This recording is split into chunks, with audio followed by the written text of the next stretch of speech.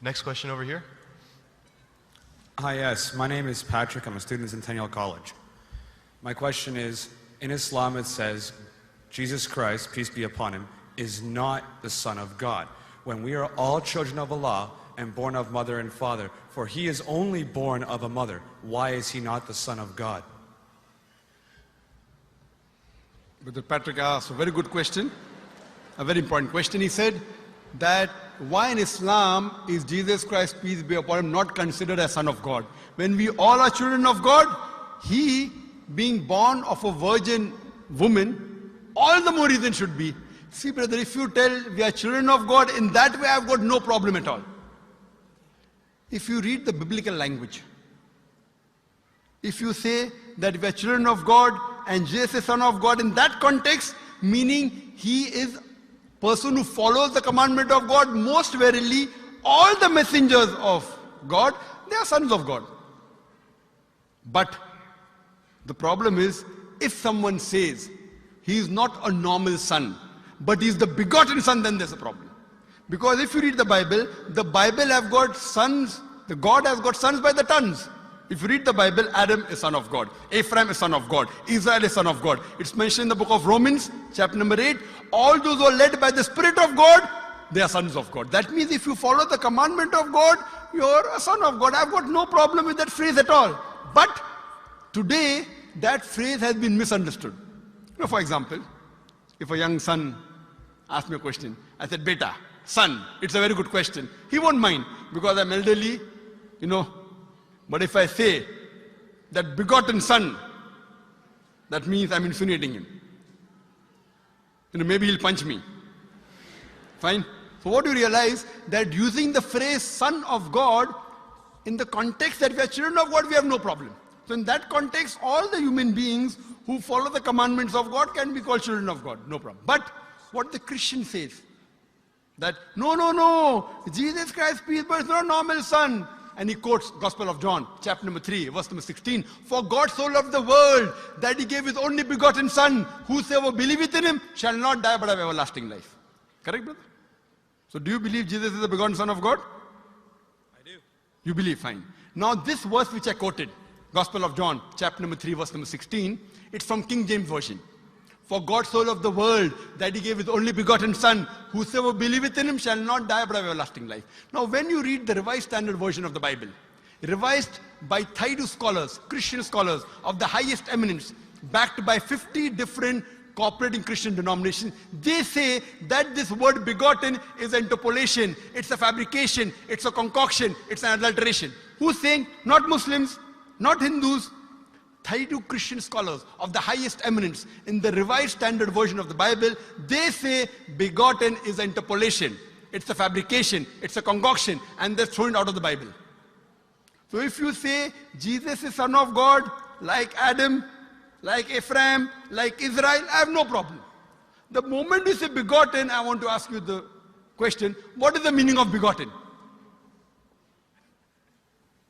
Brother, what is the meaning of begotten? You know, begetting is an animal act. It's the function of lower animals of sex. And when you say that he was born to Mother Mary, virgin, what are you insinuating?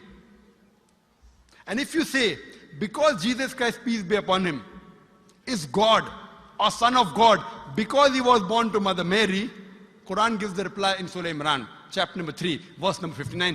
Inna masala Isa indallahi ka masala Adam. Khalaqa min turab. That when they say the similitude of Jesus in front of Allah is the same as Adam. They were born from dust and said, be and it was. If you say that Jesus Christ is God because he had no father and only mother, then Adam, peace be upon him, is a greater God. He had no mother and no father according to the Bible. MashaAllah, you're clapping.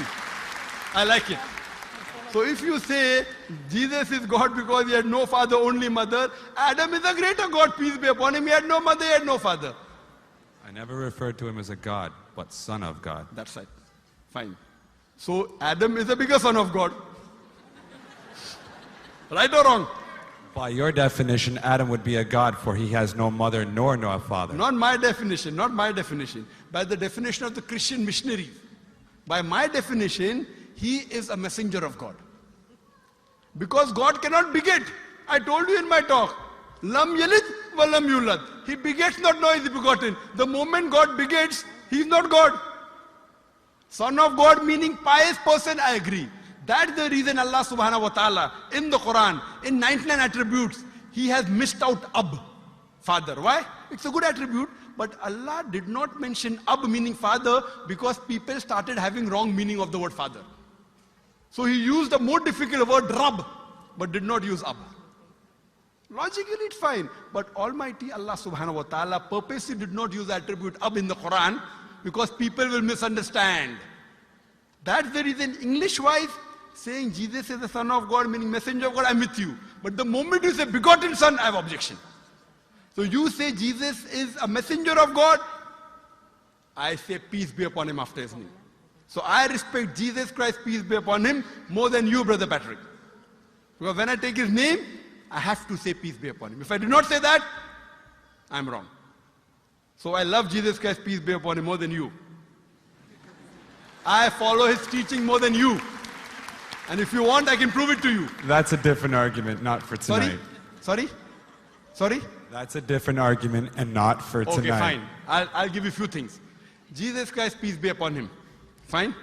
If you read the Bible, he was circumcised on the 8th day. Fine? Majority of all the Muslims are circumcised, the Christians aren't. So if you say Christian means a person who follows the teachings of Jesus Christ, peace be upon him, then it's mentioned in the book of Leviticus, chapter number 11, verse number 7 to 8. It's mentioned in the book of Deuteronomy, chapter number 14, verse number 8, you should not have pork. It's mentioned in the book of Isaiah, chapter 65, verse number 2 to 5, should not have pork. Muslims don't have pork, most of the Christians have pork. If you read the book of Ephesians, chapter number 5, verse number 18, in the book of Proverbs, chapter number 20, verse number 1, it says you should not have alcohol. Muslims as a whole don't have alcohol, most of the Christians have alcohol. If you say Christian means a person who follows the teachings of Jesus Christ, peace be upon him, we Muslims are more Christian than the Christians themselves. We love him. We respect him. If you say, I love Jesus Christ, peace be upon him, and don't follow his teachings, your love is false. We, therefore, mashallah, I love Jesus Christ, peace be upon him, more than most of the Christians. Because I follow his teachings, I respect him, I revere him. And Jesus Christ also said, in the Gospel of John, chapter number 16, verse number 11 to 14, I have many things to say unto you, but ye cannot bear them now. For he, when the Spirit of truth shall come, he shall guide you unto all truth. He was talking about Prophet Muhammad to come. So Jesus Christ, peace be upon him, said, you have to believe in the last and final messenger, Prophet Muhammad sallallahu alaihi wasallam. So even that way I'm following Jesus Christ, peace be upon him. I believe in Prophet Muhammad. Do you believe in Prophet Muhammad as the messenger of God? I do. MashaAllah. Now you're more closer to... Allahu Akbar. Allahu Akbar. Subhanahu wa ta'ala. Now he wants to say the Shahada, and then we will move on and say Ashhadu an la ilaha